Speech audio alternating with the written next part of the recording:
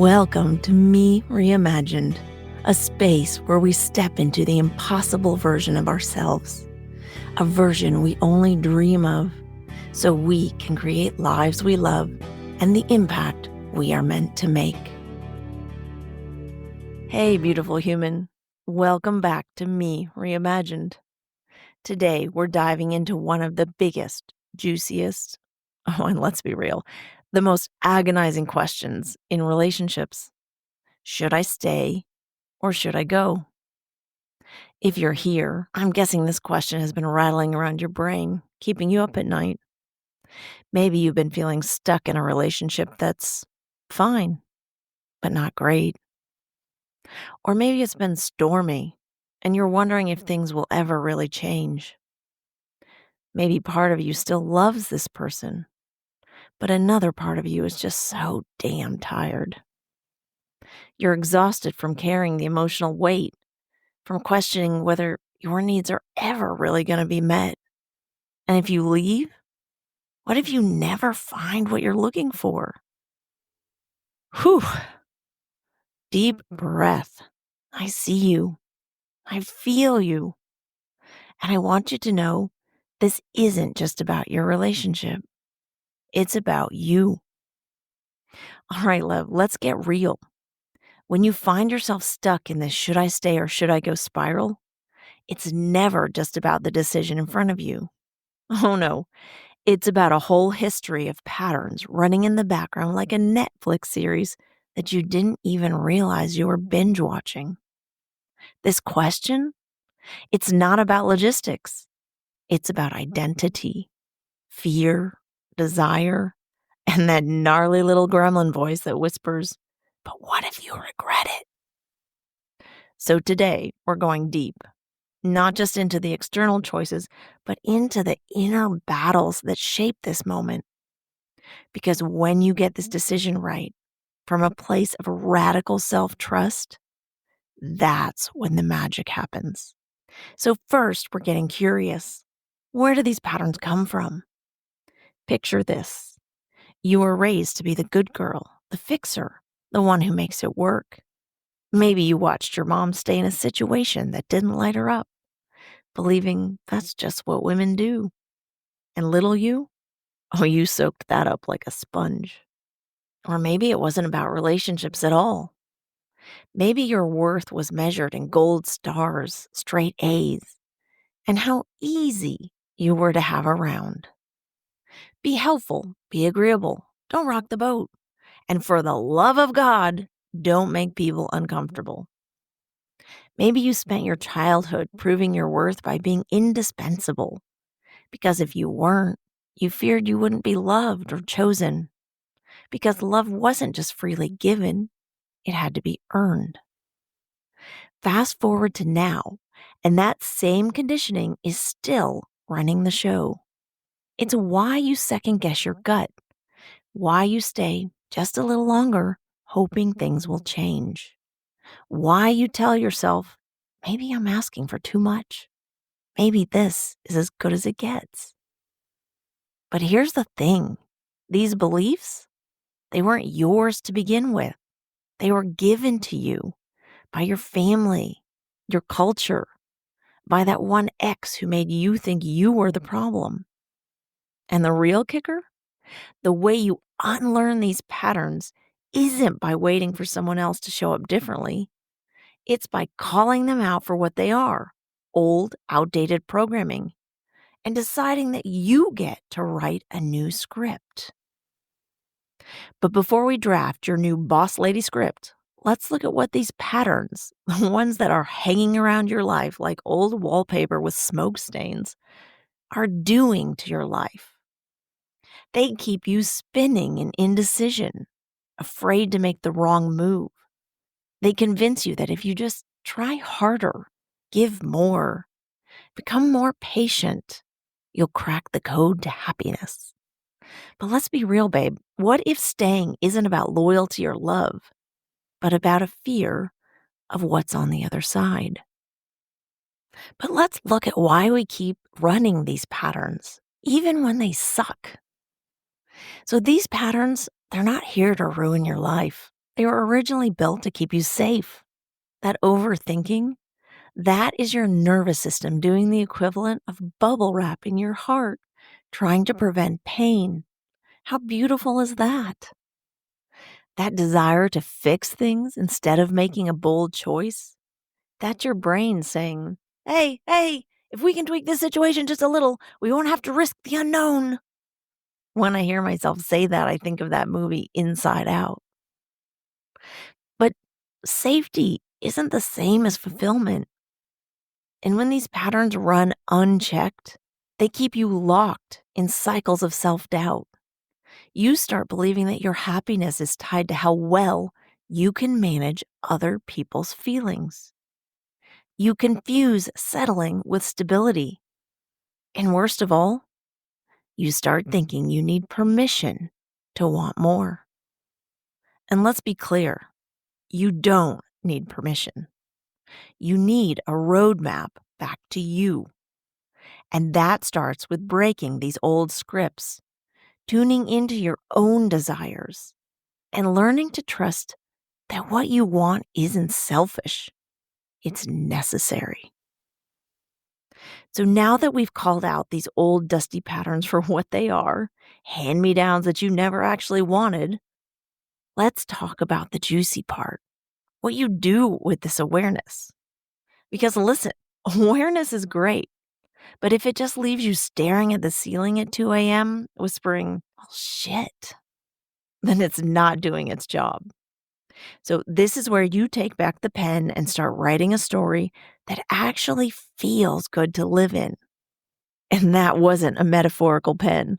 Go get one right now because this episode is chock full of insights and practices that will help you get clarity and traction in your decision.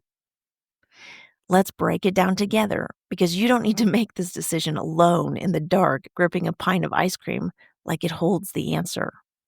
Let's go. Let's look at the internal dilemmas you face. Why is this so damn hard? Here's the deal.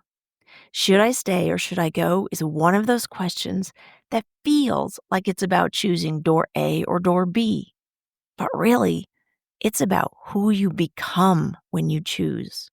At first, it feels like it's about them, what they're doing or not doing, whether they'll change, whether you are asking for too much. But beneath all of that, this is really a question of self-trust. Here's what you're really asking. Do I trust myself? Can I trust my gut, my feelings, my inner knowing, even if I can't predict the future? Do I know what I need? And do I believe I deserve it? Or am I still hoping that my needs will somehow become smaller, more convenient, and easier for someone else to meet? Am I making a decision from fear or from a place of power?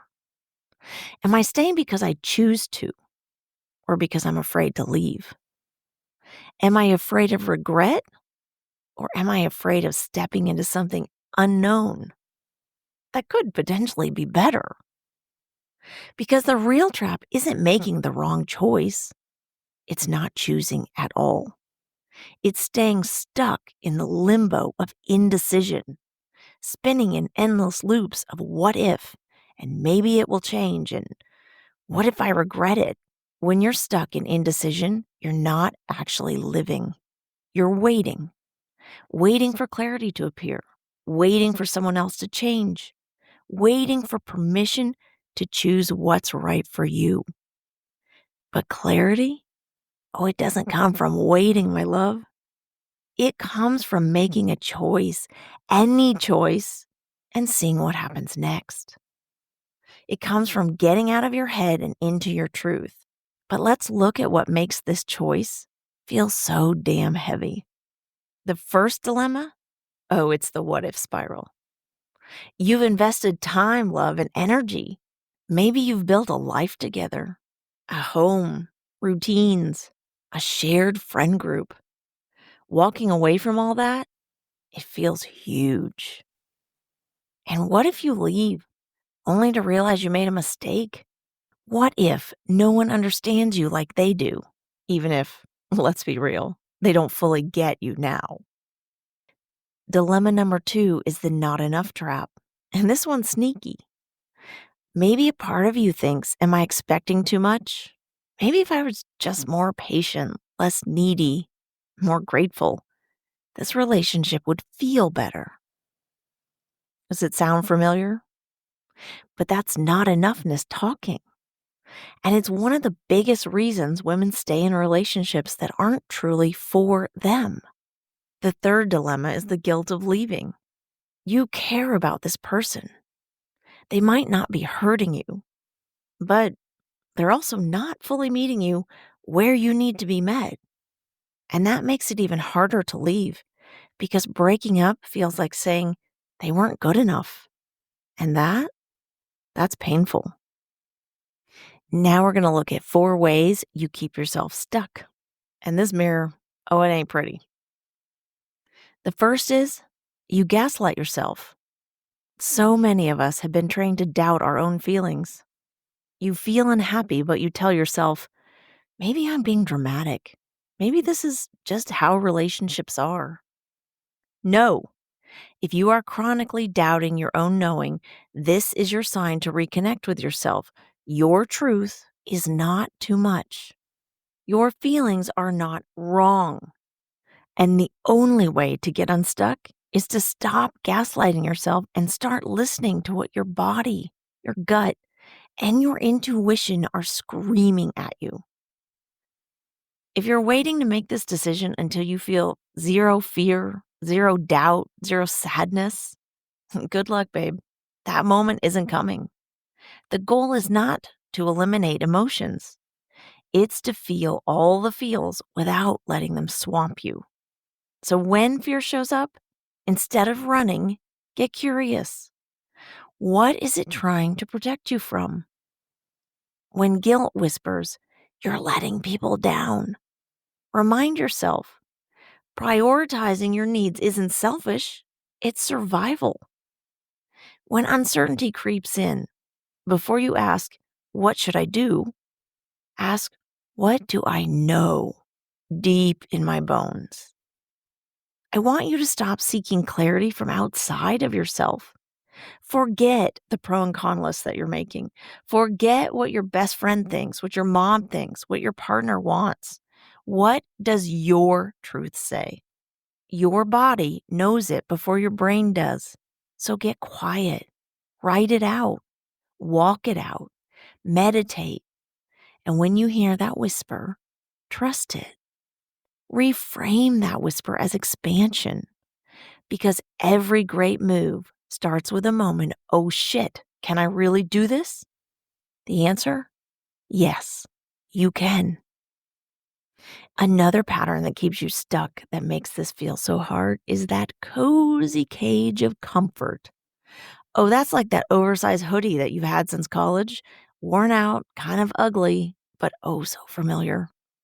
It should have been retired years ago, but damn, it's comfy. It's one of those things you will never throw out.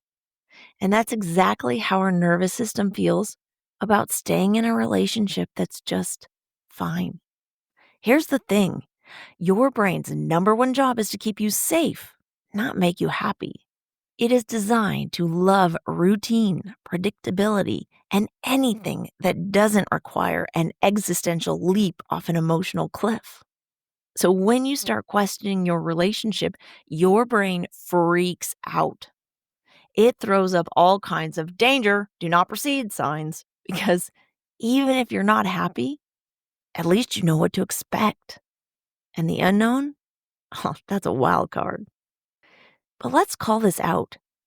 Comfort is not the same as fulfillment. Being not miserable is not the same as being deeply alive. Just because you've learned how to tolerate something doesn't mean you should stay in it. And babe, you deserve so much more than tolerable. The real question is, are you actually fulfilled or are you just familiar with this routine? And the third pattern that keeps you stuck is that you're probably running on fumes. Big decisions need big energy, and choosing either to stay or to go, both are game changing decisions. If you are emotionally exhausted, overwhelmed, burnt out, or running on 3 cups of coffee and a dream, you're not going to make a grounded choice. You're going to make a reactive one. And let me tell you, this is not the time to make a big life decision. Your nervous system is not in a place to give you clarity when you're just trying to survive. So, this is where we pause. Before you make a choice, you need to refuel. That means rest, movement, nourishment, joy. It means refueling yourself in a way that makes you feel alive. Your best decisions come when you are lit up, not when you're running on empty. And then, once that battery is full, once that battery is recharged, it becomes your compass. My love, follow what lights you up, and you can't go wrong. And the fourth pattern that keeps you stuck, that identity tug of war. If you leave, does it mean you're reckless? If you stay, does it mean you're weak? Cue the existential crisis. Are you turning a simple decision into a referendum on your worth? And are you suddenly spiraling about who you even are? Let's be clear. Whether you stay or whether you go, you are still you. And you are enough either way. So instead of asking, should I stay or go? Let's flip the script. Who is the version of me that has already made this decision? And what would she say? Would she tell you to shrink? To settle? To keep ignoring your needs? Would she be playing small? Hell no. She would be making the big, bold, expansive, holy shit, I can't believe I'm doing this move. She'd remind you that you are capable, worthy, and unstoppable. She'd tell you to step up and make the decision that brings you closer to her. Step into her energy and then move from there. All right, pause. Because if this is resonating, if you're feeling seen right now, I need you to hear this. You do not have to figure this out alone. I help high achieving women get unstuck from these exact patterns, not just in relationships, but in every area of life. We work together to help you break free from your autopilot, reclaim that energy you have, the big energy, and make decisions that feel aligned with you and that feel so powerful.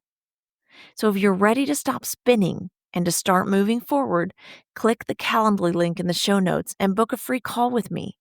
Let's get you unstuck now. Okay, so now that we've named the patterns keeping you in limbo, let's talk about how you can get unstuck when it feels like you will never get the gum out of your hair. So, you are going to start doing 3 things immediately. Let's do this. Ditch the good girl script. Being the good girl, the one who makes it all work, who doesn't ask for too much, who smooths things over, that was a survival strategy. But babe, you're not surviving anymore. You are ready to thrive. So let's flip the script. Instead of, what will they think if I ask for more? Try, what will I think of myself if I don't? Instead of, is it selfish to want this? Try, what if it's self-honoring? Your desires are not inconveniences. They are instructions for the life that you are meant to live. The second thing that you're going to start doing immediately is you are going to stop outsourcing your enoughness. The hardest part of unlearning these patterns, it's realizing that no one outside of you is holding the key to your worth. Not your partner, not your family, not society's outdated playbook on how women should exist. The shift looks like this. No longer waiting for someone else to choose you before you choose yourself. No longer proving your worth through how much you give. Oh, shit, that's a tricky one, right? I feel so seen right now. No longer staying small to keep the peace. It's knowing deep in your bones that you are enough just as you are. No conditions, no exceptions. And the third thing you'll do, embody the woman who trusts herself. You know how sometimes you see a woman walking down the street radiating confidence, like she's got an unshakable sense of self? And you wonder, what's her secret? Here's the truth. She's not waiting for permission. She's not waiting for clarity to magically appear. She's not waiting for someone to tell her she's making the right decision. She trusts herself. And trust, it's not a thought, it's a practice.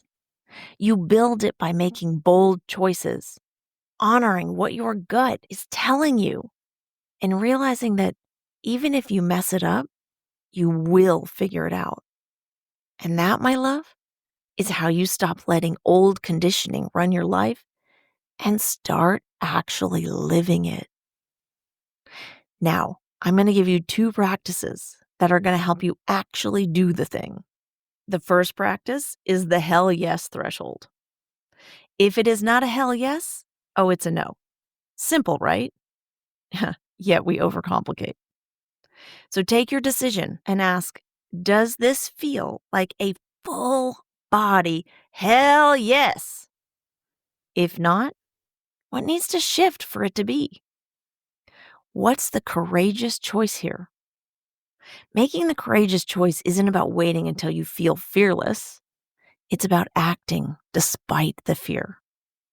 And here's how you do it. You listen to your gut, not your guilt. Your instincts already know the answer. I am willing to bet that the minute I said, if it's not a hell yes, it's a no, you knew. You absolutely knew. Don't deny it. And yet, I am also willing to bet that you still feel hesitation, even though you know it's not a hell yes. Oh, sweetheart, that's fear, obligation, or the what if spiral kicking in. Courage means choosing what's true over what's comfortable. So I want you to ask yourself, is it a hell yes? And acknowledge what your belly says. And then ask yourself, what would my future self thank me for? So picture the most grounded, powerful, extraordinary version of you 5 years from now. What decision did she make? What choice led to the life she's so proud of? The one that feels as good as it looks. And then take the smallest brave step today. Big decisions, oh, they always feel massive and heavy, but they're just a series of tiny, courageous moves. What's one thing you can do today to move toward your truth? A conversation? A boundary? Writing your thoughts down? Do that. And remember, fear and excitement, they feel the same in your body. That heart-pounding, stomach-flipping sensation, it's not just fear, it's energy. And it means you're on the edge of something big. Channel it into action. What is one courageous move you know you need to make right now? Okay, I'm going to give you the too long didn't listen version. You are asking if it's a hell yes and listening to your belly and checking that with your future self. Then, as her, stepping into her shoes, you are making the smallest brave baby step, whatever that looks like. And when you do that, and when you feel the blood throbbing in your ears, you are reminding yourself that you are full of energy, you are excited, and this is a precipice and you are about to fly, baby. Now, the second practice you can use when you can't decide whether to stay or go is to use the extraordinary filter. So here's the deal. We don't do mediocre here. We do extraordinary. Ask yourself, is this relationship, is this life aligned with the extraordinary vision I have for myself? If not, what needs to change? And is that change possible? If you knew without a doubt that your dream life was awaiting on the other side of a bold choice, what would you do? Make decisions from where you want to be, not from the fear of what you might lose. Now, I want you to use that extraordinary filter to look at your life 90 days from now. Map that out. What day is that? You've made the decision. What does your daily life look like? How do you feel waking up? Who's around you? What's different? This will give you a visceral sense of which choice expands you and which one contracts you. At Extraordinary Lives, we help you reimagine yourself from the inside out so you can design a life that feels as good as it looks. We dig into 5 core areas that lay the foundation for making aligned decisions, the kind that create big magic and launch you into extraordinary. So if this episode hit home, click the link in the show notes and join our powerhouse community of high-achieving women celebrating each other, holding each other accountable, and bringing their boldest visions, the ones burning inside, to life. All right, lady, you got this. Go make that extraordinary move. Today, I feel grateful. Grateful for AI. I created a song that lights me up so that anytime I find myself falling out of alignment, which I've been doing more frequently than usual because I've needed to spend more time on social. It's interesting because even though I follow all the high vibe content, more than 30 minutes zaps my energy. But this song helps me get right back into my skin. So thank you, Suno. I am so thankful for the irony of artificial intelligence keeping me more connected to myself. I also feel grateful for possibility. That sense that something big is coming makes me tip forward in my chair. I get this when I think about the communities I am building. And that old movie line from Field of Dreams keeps playing through my head. If you build it, they will come. And I feel grateful for you, my peeps. With love, until next time.